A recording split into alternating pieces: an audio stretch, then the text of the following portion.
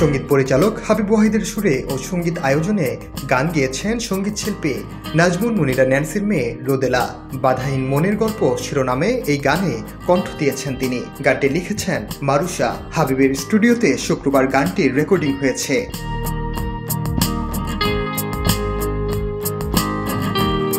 নতুন গান প্রসঙ্গে রোদেলা জানান, গানটি তার জন্য বেশ চ্যালেঞ্জিং ছিল, কারণ তিনি এর আগে যে ধরনের গান করেছেন এটি একেবারেই ভিন্ন।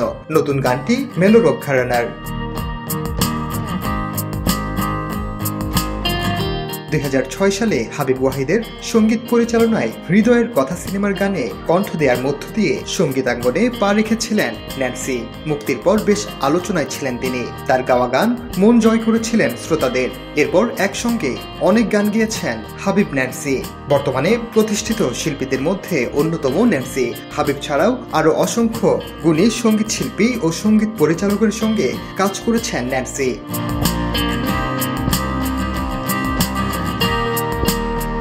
হাবিবের সঙ্গে রোদেলার কাজ করার প্রসঙ্গে ন্যান্সি জানিয়েছেন, বছর 3 আগে রোদেলা তাকে একদিন বলেন তিনিও হাবিবের সঙ্গে গান গাইতে চান। তখন সে অনেক ছোট, গলাও সেভাবে প্রস্তুত ছিল না। তবে কিছুদিন আগে রোদেলার দ্বিতীয় মৌলিক গান তোমাকে চাই রেকর্ড করে হাবিবের কাছে পাঠিয়েছিলেন ন্যান্সি। এটি শুনে বাধাহীন আমার মনের এই গল্প গানটি তাকে পাঠিয়ে বলেন রোদেলার গলায় তুলে তাকে পাঠাতে। তিনি বেশ অবাক হয়ে গিয়েছিলেন। এভাবেই নতুন গানটির জন্ম বলে জানান ন্যান্সি।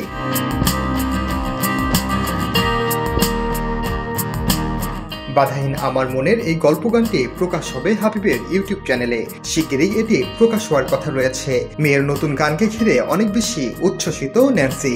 এ নিয়ে এর মধ্যে ফেসবুকে একটি পোস্ট দিয়েছেন। সেখানে নিজের মেয়ের জন্য শুভকামনা ও দোয়া চান ন্যান্সি।